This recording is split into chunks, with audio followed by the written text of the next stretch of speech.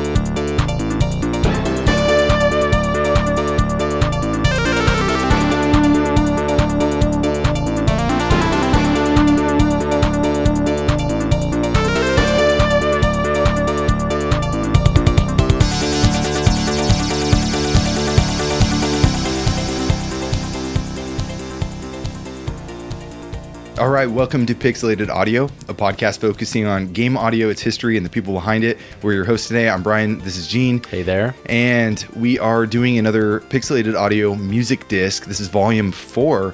We've done 3 already. If you haven't listened to those, go take a listen. There's some really, really great stuff we've covered so far. And today is no exception. We've got a really fun music disc, and this is from Imagical Musion Depot, Volume 3.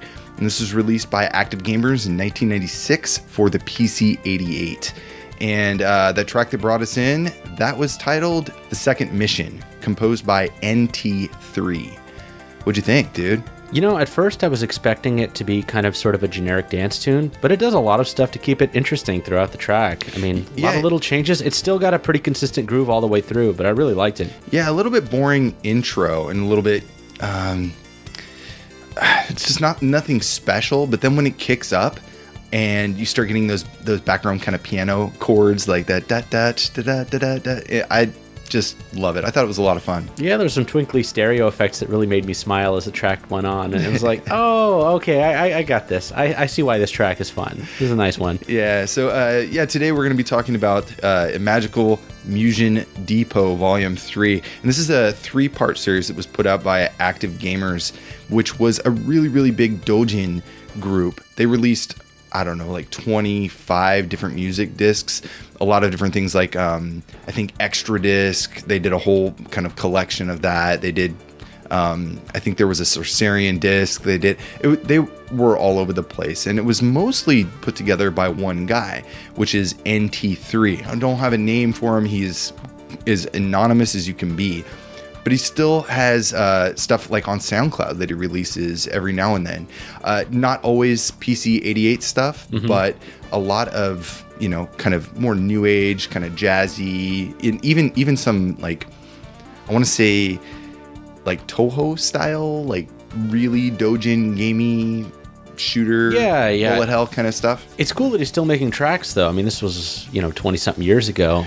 Right. So there's a bunch of people involved in this disc, and what he would do is he would get a bunch of different doujin groups or friends of his and collaborate on certain projects. So this one, this series, the Imagical Musion Depot, it's kind of the same guys throughout, maybe a few different new guests. So NT3, he was the programmer and did most everything. He was the leader of the group. There was Monden, Amakko, OSATOH, MKR. He was the programmer for Frost DOS, which is the operating system that this runs on. SHYNER, JNY Yon, Stradivarius, Masaya Saito, Anima, Unira, and MORU. And so yeah, all these people, I think Masaya Saito, I think there's one more that like we actually have a name to associate with. But a lot of these guys would go on to do things like, I noticed some of them were doing anime work and stuff now. But they still use the alias in places that I could find. So really hard to tie down an actual name. But this disc is using PMD version 3.9. We've talked about PMD, KAJA's driver, many times on the show. We had him on for Hole Chaser, which was episode 68. It was so long ago, I'd have to look back. But yeah, I mean, it's, you know, I don't really know a lot of these guys. I don't really recognize the names. And you probably wouldn't, because this doujin group was really like, it was a hobby thing, and a lot of them branched off outside of games or turned into like more on the anime side or producer roles and stuff like that, from what I can find so far. So maybe that's why, like, I didn't see much game stuff from anyone here. That makes sense. I mean, you talk about it on Impulse Project. It's the same kind of thing. Like, a lot of these folks, it's kind of like, this is almost parallel to games in a way. They're using the hardware at the time, but, you know, only a small subset of them end up actually going into making game music. So probably just hobbyist programmers and musicians. I love the music discs. I think it's a really cool concept. Yeah, I do too. And you know what? This is really crazy because this is 1996. This was released. This is really late. Yeah, I was gonna say, wasn't it the system came out in the 80s, right? Mid-80s? Yeah. So I mean, the fact that they're still putting these out. I mean, it's relatively, you know, past its prime at this point, but the fact that they're still doing stuff for it this late in the game is pretty incredible. Active Gamers itself is a long-running doujin circle. I mentioned that earlier, and they've done so many different music discs. They started, or they were formed by NT3 in 1990, and so this is 6 years after the group had, you know, been working together and doing stuff.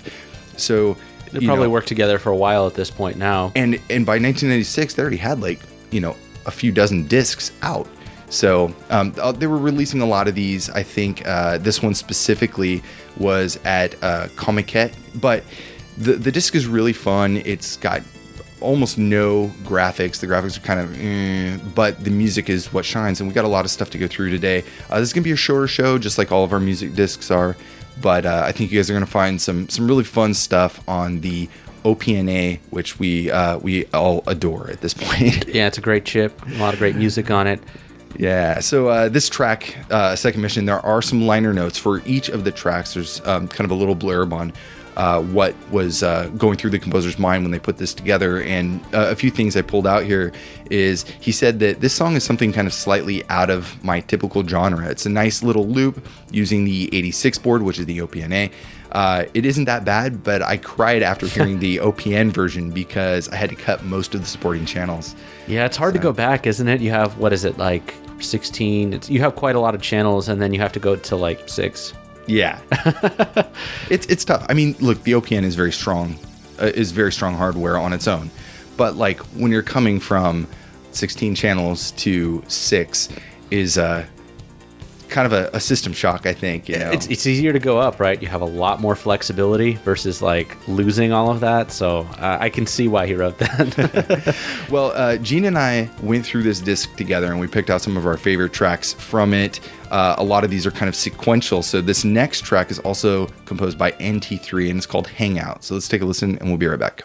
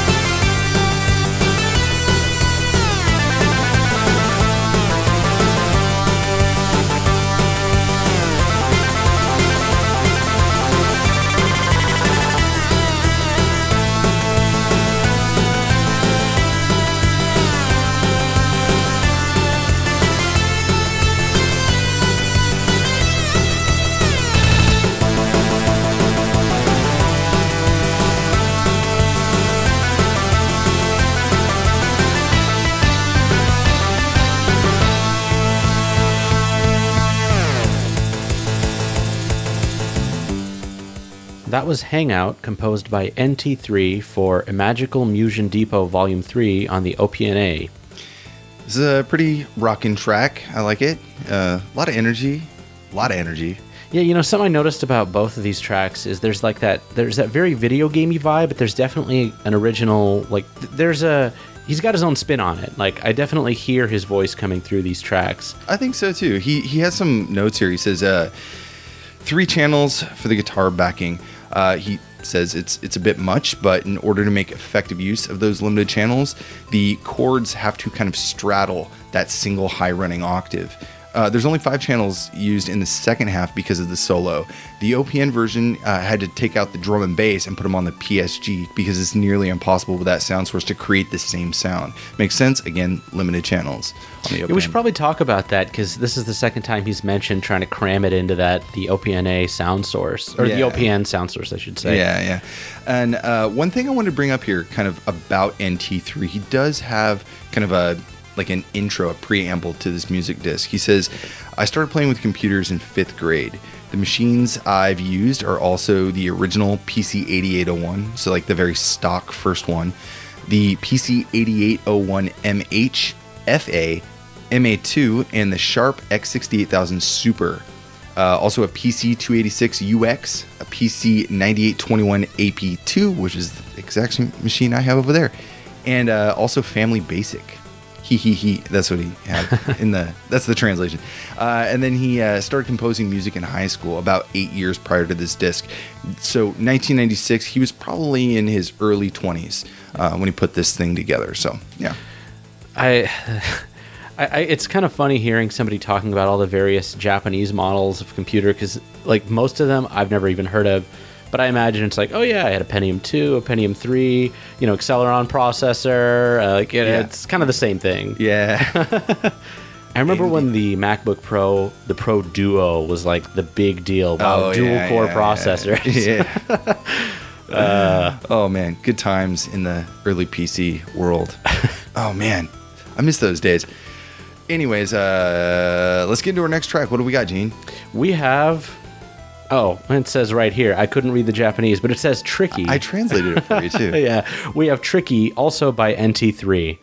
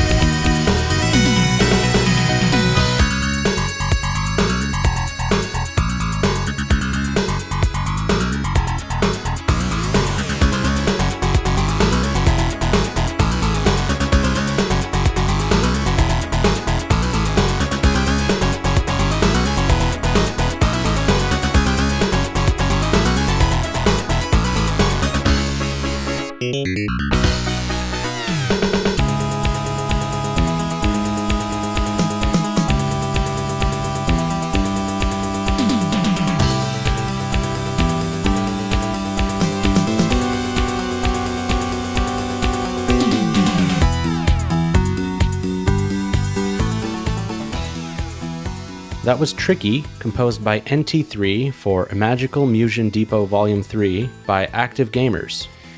What'd you think? I like this one. This is fun. At first I was thinking it was going to be like a Run DMC track, but... I really like the note on this one because I definitely felt it as I was listening. It's a little bit disjointed. It's kind of an odd track compared to the first two. Same guy, but very different feel compared to the other two tracks. And there's some stuff that he wrote about this track specifically. But real quick, I want to tell you the things that I like about it, which are really that really sawtoothy, buzzy back end. It's very low. And then the horn section is really cool. It's like just supporting, but it just makes everything feel kind of like a busy, lively street. Like this would be perfect in a game, I think. I think it would fit really well. The part about 2/3 of the way through, I mean, I like groove, but when that bass comes in and it's sort of like do-do-do-do-do-do, that kind of thing. It's really good. Yeah, and everything's building up on top of it. That part's really cool. Yeah. So anyways, back to his notes here. He says, when I write a song, I usually do it horizontally. And what I mean by this is I make the melody first all the way to the end, and then I add the bass, etc. But for a change of pace, I thought about doing it vertically by doing 4 bars at a time. This ended up being a bad idea because it would get late, I'd go to sleep, or a few days would go by, and I'd have to kind of start where I left off, and this made the track a bit disjointed. And the melody ended up being pretty strange as a result. Listen closely and you could probably count the number of different songs in this single track because I couldn't really collect my thoughts over the course of a few days. I mean, it kind of makes sense, right? Like get a few different grooves within this track. I mean, you can definitely hear the individual sections like, oh, this is the start of a new musical idea. There's almost no connective tissue between some of those. And I don't mind, actually. No, not at all. Sometimes you can staple ideas together and it works. I mean, it worked well enough. But I totally get that. Having written music, it's very easy to kind of lose your train of thought. And I actually agree. It's easier to write sort of horizontally, as he says. Oftentimes I'll start with like a bass, like bass and drums, and then build up from there. But I can imagine, it was cool that he's trying a new approach, but I can imagine it wouldn't work out for a first time. Right. See, I would think of doing it like that too. I'd start with like the bass and drums first, create a good groove, and then on top of that, start layering on your harmony melody. I wouldn't think about doing it the other way. Start with the melody first, but yeah, sure. If you're really good at writing melodies, then by all means, it's definitely an acquired skill. It's tough. Yeah. And it's funny because a lot of demo scene stuff that we listen to, I can tell that it was probably composed not all the way through to the end. It was mostly, composed in sections. Mm-hmm. And, there's these different kind of cognitive ideas that somehow piece together pretty well.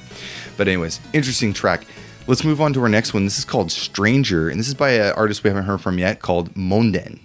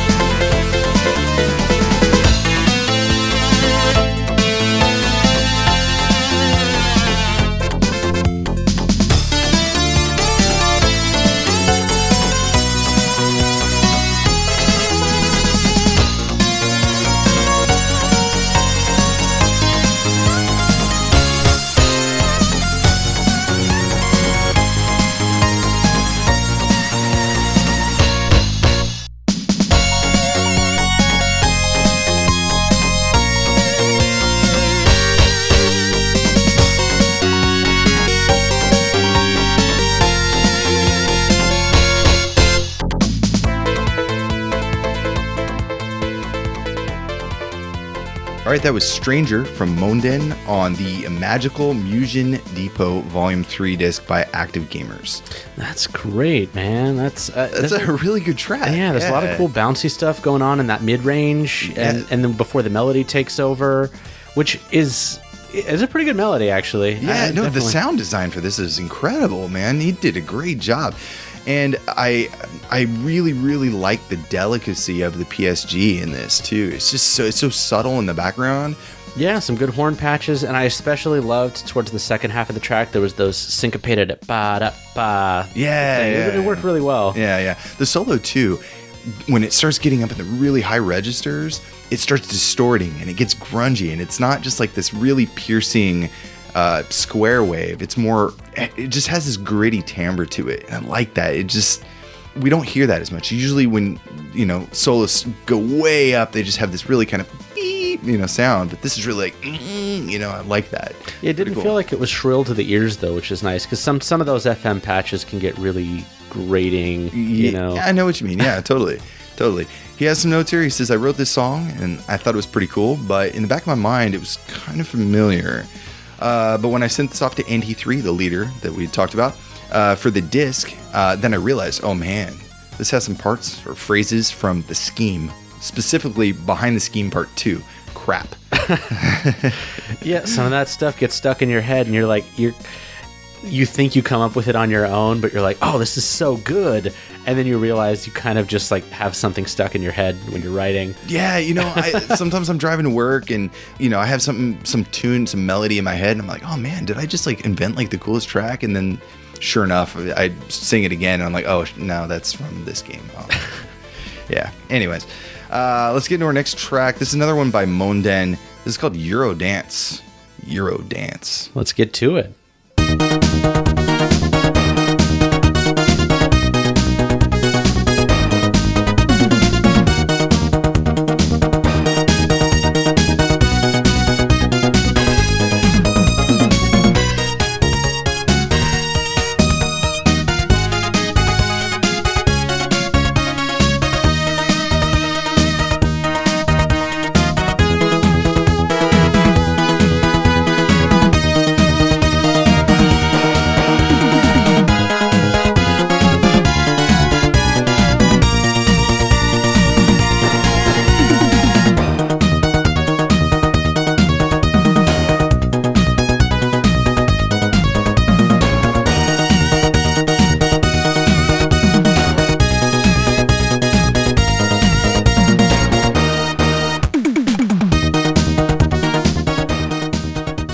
That was Eurodance by Monden from the Active Gamers.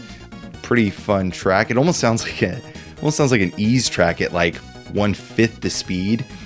It's kind of a pretty standard Italo disco track, if anybody's familiar with that genre. But to be honest, I like the other one a little bit better by Monden. Oh, I like the other ones. Yeah, all of them a lot better. This is it's so unique for the rest of the disc. There's nothing really that has this kind of jazzy Euro disco pop to it. So we wanted to throw this one in. But he does say here that this was an older tune of mine that I completely redid. This time going for more of a Euro dance feel. I think that the distinctive timbre of the FM sound sources matches well. I made the rhythm first, so the melody isn't that clear. Makes sense. It loops pretty early. We thought we heard more than, we thought we cut it a little bit short there, but no, it's just a shorter loop. Yeah, I think the sounds weren't quite as balanced in this one. I heard like some of those orchestra hits and they kind of were just like bleeding into other tracks. I think it's obvious it's a little bit more of an old tune. You can revise it, but composition and arrangement were solid, but it was not my favorite. Yeah. Maybe this next one will hit all the right notes. This is called Bad Scheme, another one by Monden.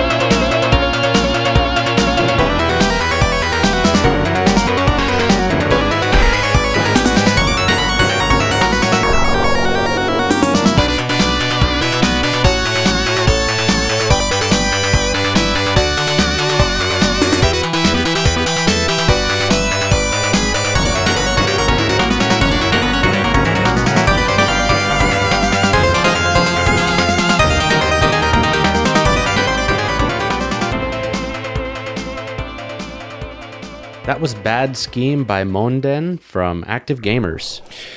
Yeah, he said, I made this one with the attempt to do something strange, and it turned out more unusual than I thought. It's kind of got a little spooky vibe to it. Yeah, it's kind of, he's exploring some weird ideas there. I like it, though. Short and sweet. Short and sweet, yeah. I think, again, this guy's really good with sound design, and the melody just always kind of works out in a weird way. This is a very strange track, but something about it is just so awesome. Yeah, those runs up the keyboard, they work, but I mean, I'm not exactly sure why. I mean, I could probably spend time to analyze it, but it just sticks out as this almost like uncharacteristic thing, and then he just kind of runs with it, which, go with it. Yeah, sure. The beginning part too, it's like it goes into it's almost like a chromatic kind of like wavering note. It's a little bit uneasy and unsettling, and I think that's where the first idea of the track was. I think it changed, because I think in that beginning part he was going for something strange, and then it morphed into something even stranger, but like not with the original focus. Because if you listen to the beginning part, it doesn't really have the same oddity as like the mid section of the track. Do you get that too? There's two sort of big ideas, it sounds like. The first track was more of a dance tune, and the second one was more in that, like, we say this, like Castlevania sort of vibe. Had that, yeah. A little bit more of that gothic thing. I gotta give props, though, to that little intro sound design thing. I always love it when they use the FM patches to make like weird, noisy kind warbly kind of noise. Yeah, I like that. Yeah. So here's another one by Monden. This is called Catch Me Tonight. So let's take a listen. We'll be right back.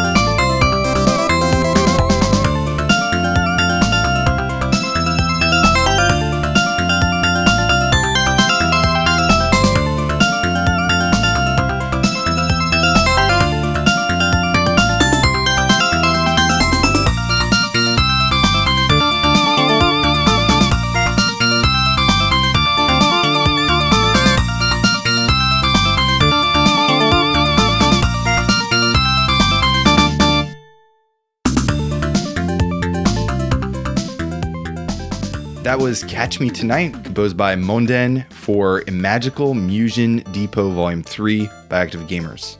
I think that's the fourth track we've heard by him, but there's a lot of variety. I gotta say, like, really, I mean, they're all kind of in this dance realm, but they're all very different from each other. Man, this track would fit so well in Outrun. You don't think so? I don't know about Outrun. That's a little bit more of a Latin vibe, usually. Okay. But, I mean, I can see it working in a lot of places. Yeah, when I first showed you this track, you were not too keen on it. You said, that bass is driving me nuts. And you're like, let's skip this one. And I was like, no, You know why? Because I think the melody is so great, and not that kind of that phrase that has the kind of squarish waves that gets really high. That is a little bit grindy for me. Like it's a little bit too high as a simple kind of square wave. But the second pattern, the second part of the melody is just so jam, and it just hits all the right marks for me. It's really cool. Yeah, when we first listened to it, that fake ending kind of caught us. Like, oh, okay, it's the loop. But he actually, there's a nice little tag at the end. Really, really takes it home. Yeah, I like that part a lot. It's really nice. I'll be honest, the bass grew on me over a few listens. Thank you. You were right. You're right. We should have included it. That's my trick. I just played enough for you, and you give in. He has some notes here. He says the image I had in mind here was the PC-88 hit Misty Blue, which we know very well. A bit of adult love, suspicion, thrill, suspense, all wrapped up in a trendy drama. All my favorite things in one place. The chorus of the song is the same as Killer of Volume 1. So that's the Imagical Musion Depot Volume 1. So they had that in there, and I guess he kind of took that out and reused it for this. He felt like he just changed the melody and was really proud of the pattern, that original one, so wanted to reuse it. And I think, whatever, it's your own work, reuse as much as you want. Like, it's good stuff. I know. Nobody says you can't rip yourself off, right? Yeah, it's totally valid. All right, so we have another track here. It's from another artist we haven't heard from yet called OSATOH, and the track's called Urban Cats.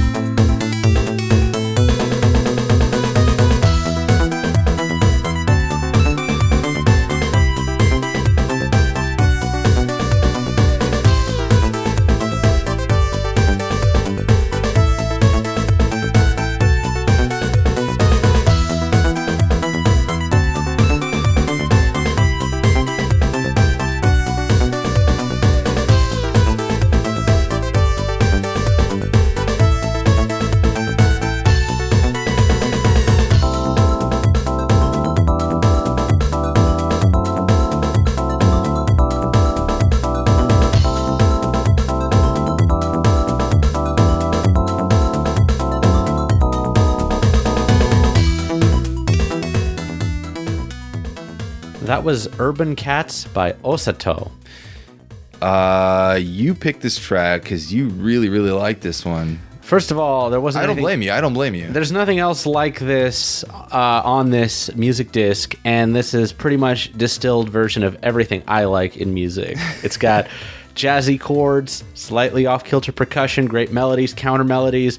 I can go on and on. This track has it all. I love it. Oh man, it's a good track, man. I gotta say, this is a good example of where the 2608 really shines in the percussion department. Having those baked-in samples for the percussion line, it just makes everything sound so clean. The percussion in this is incredible, really. Now the snare in a few parts is a little bit meh. They could have moved it around a little bit, but otherwise, like the bass and stuff, that just is such a nice thud. It's so crisp and clean. I like it. I really love that snare sound, though. The sort of the timbre of it. It really fits with the kind of Latin jazz vibe that they've got going the whole way through. Yeah, if I was in the band playing this, I would have been the dude on the keyboard playing the little PSG part, that in the background. That was cool. That was really cool. I was actually in an Afro-Cuban ensemble, and that was definitely me in the background, just like banging on the drums slightly at a time, But I mean, that was the style, Brazilian. music, you're not always supposed to be right on the beat. It's a little bit splashy, which I love that kind of... A little bit off. Yeah, it's cool. Yeah. So he originally composed this in 1995, May. And he said the song was originally released in Summer Comiket 95 in a CD MIDI album called At MIDI's Mind. But this is my attempt at an FM version. Actually, I thought it would be tough since the original had 5 sound sources to choose from, but this sounds very fine on the 86 board. And I agree. It sounds very full, very rich. Yeah, I don't feel like there's anything missing from this track. Cool. I wonder what the MIDI version sound like. We gotta track that down at some point.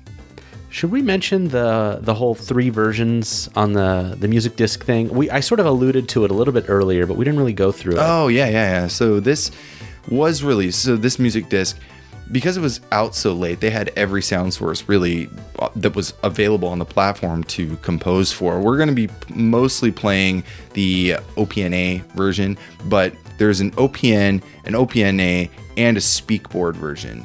And each of the versions, the speakboard and the OPNA they're the same thing. One has, I think, is dedicated like PCM versus 80 PCM. I personally like the 86 board, which is the same in the PC98. It's like the PC9821 series. It has that board. And the reason why I like it is because I think the PCM is a little bit more clean and crisp than the 80 PCM that you get from the speakboard. Yeah, I don't think it makes much of a difference on this music disc other than there's also the OPN version, which is all those stripped down ones. The thing is, though, the 2203 does have a really awesome place depending on its usage. Now, this was designed, I think, for OPNA, so we're getting kind of the best out of it. Some systems that were specifically designed for both, they have really good qualities on the OPN side. So you can't just blow off OPN just because it has less channels. Sometimes it works really, really well on that sound hardware and that sound source. Don't get me wrong, we're all about, various sound configurations, but by 96, most people probably were used to dealing with the bigger chip, so... Yeah. So let's get into our next track. This is composed by Masaya Saito, and it's called Schizoid.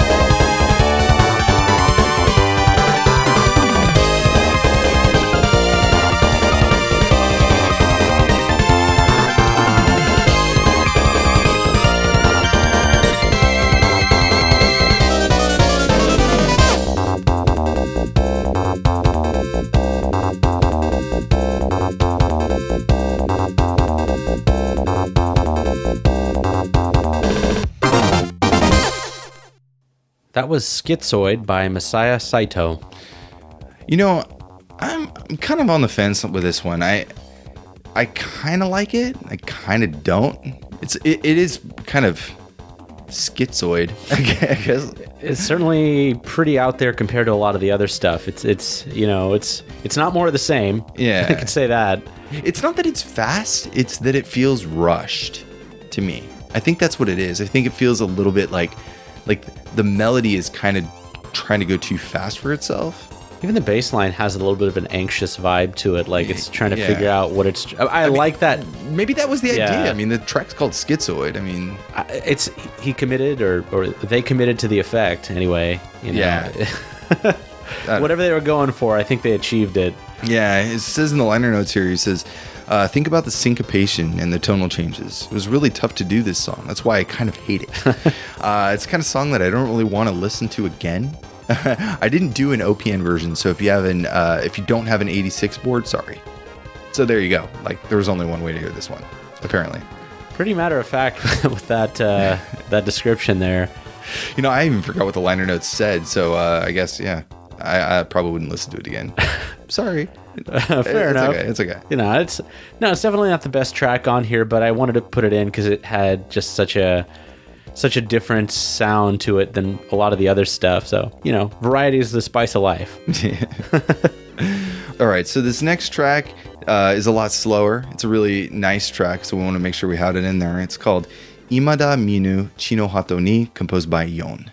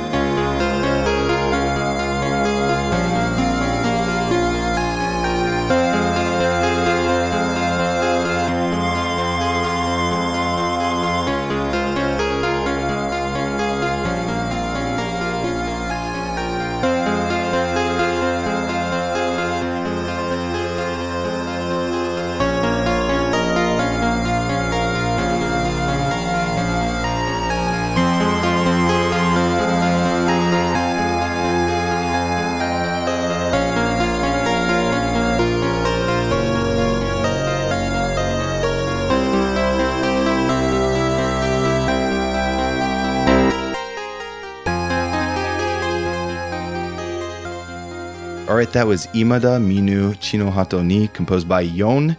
And the translation is like, to the end of the land that we have yet to see, or something along those lines. What a title. This is a great track. This might be one of my favorite in the episode. Yeah, as soon as I heard it, I'm like, we have to put this one in the show. This is really good. Yeah, it's deep, it's sorrowful, and then it just builds. Like, you think you hear everything the track has to offer, and then it just gets fuller and fuller as it goes on. Yeah. Thank God for these liner notes, man. There's so much great information in here. He says, this started as an arrangement of a MIDI song.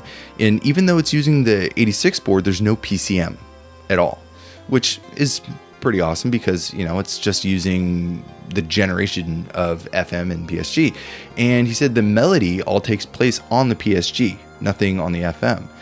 Really effective use. It's interesting. We always see it the other way around. Usually the PSG on, you know, the 2608 is a supporting role. It's in the background, and it's always great there too. But, you know, kind of taking the front and center stage is really awesome, kind of unique trait in this track. There was this one moment in there that caught me a little bit by surprise. There's this really sawtoothy bass. It kind of sounds like if you know what the Game Boy bass channel sounds like. I think it's no, actually... I don't. Can you explain?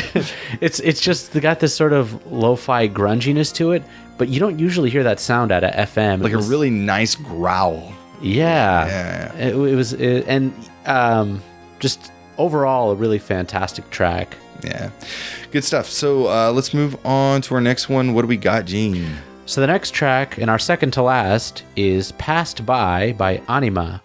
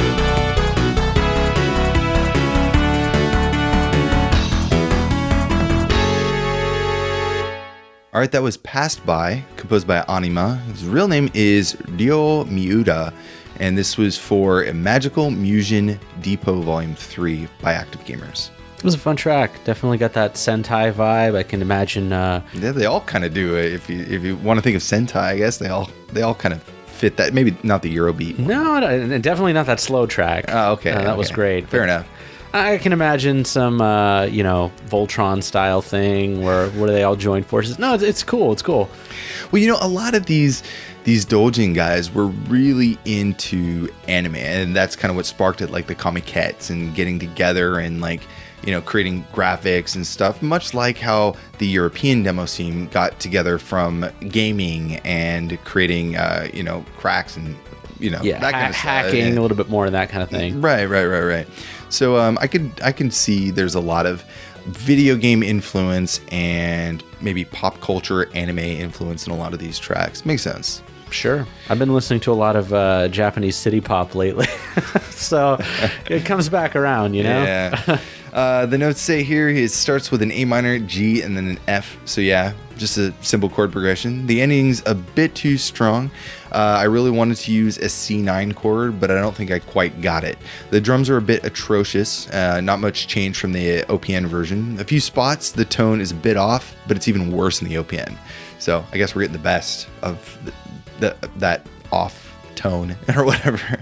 This might be our last chance to say this, but I really love how revealing a lot of these liner notes are. Like, they're very honest about their process, because it's just like regular folks. They're just making music. They use a lot of slang, a lot of inside humor. Sometimes translating this stuff is a chore, because I don't know what they're making references to stuff. Like, I wasn't in Japan in the 90s. I don't know. Like, they're making some references to like certain singers or idols and stuff, and like, I don't know. Sometimes I'll just have to ask Eiko, like, hey, what is this? Like, who is this? And she's like, oh yeah, it was a big thing, so I don't know. Yeah, I'm the same way. Sometimes I'll like bring up some reference from the early 90s, and like my wife doesn't know anything about it. She's like, I wasn't paying attention to any of that stuff. So you don't have to have gone to another country for that kind of phenomenon. Right. And there's also a subculture around the music disc or the doujin scene too. There's a lot of inside jokes that I'm starting to kind of piece together. I don't maybe not grasp the full idea of how they're joking about it, but it's starting to wear off on me a little bit. I'm like, oh yeah, saying that he always uses this, gobi or something like that. And look at this poser. You had to be there. Yeah. No, I mean, trust me, I'm doing the best translations I can for this stuff. But I mean, a lot of it is just younger guys. Some of them are in high school, so I don't know. I don't know what the kids are saying these days. or then. Anyways, had a lot of fun talking music disc stuff with you today. Very fun disc. Yeah, it was my first music disc on the show. I'd listened to the other three, but it's a really cool concept. You get through a lot of really great music, and I have to say, since I didn't say it before, that slow track, whose name I can't remember, if that were in a video... I think it was Yon. Yeah, by Yon. If that were in a video game, somebody would be saying that's like one of my favorite pieces of music ever. I think so. It's really good. It's, for me, probably the standout track, and Urban Cats, definitely my two favorites. Cats. There's a lot of good stuff in here. Oh, for sure. Absolutely, yeah. Yeah, so today we covered the music disc Imagical Musion Depot Volume 3 by Active Gamers, released in 1996. Thank you guys so much for listening. If you want to know more about the show, you can check us out online at pixelatedaudio.com for our show notes and the track lists. We can also be found on Twitter and Facebook and all the other social media. Anyways, thank you guys so much for listening. And if you want to leave feedback or comments on the website, that is great. Give us a review on iTunes, always appreciated. Want to give a shout out to Wicked Sephiroth, left a comment for us on iTunes. It was really, really cool. And otherwise, yeah, just check out our Patreon if you want to help support the show. Yeah, if you like the music discs, check out episodes 93, 80, 72. That's going back a little bit in time, but it's good to do another one of these. Yeah, and we'll have more. I think there was a breakage, like a time where we just didn't do them because we were really focusing on some game stuff. But every now and then, these are a lot of fun to do, and it's a very unexplored realm, I think. So bringing this to other people's ears is always super fun to do. So hopefully you guys enjoyed it. And we do have one extra track taken out the show. This is a fun one too. This is Yume no Naka no Chisai na Genjitsu, which is like the smallest amount, or this tiny bit of reality in a dream. And we think you guys are going to really like it. It's by NT3 again. Thank you guys again so much for listening, and we'll see you back in a few weeks for the next episode.